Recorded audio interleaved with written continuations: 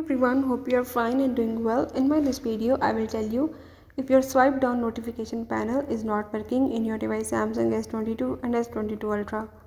Before starting, if you are new to my channel, do subscribe and press the bell icon.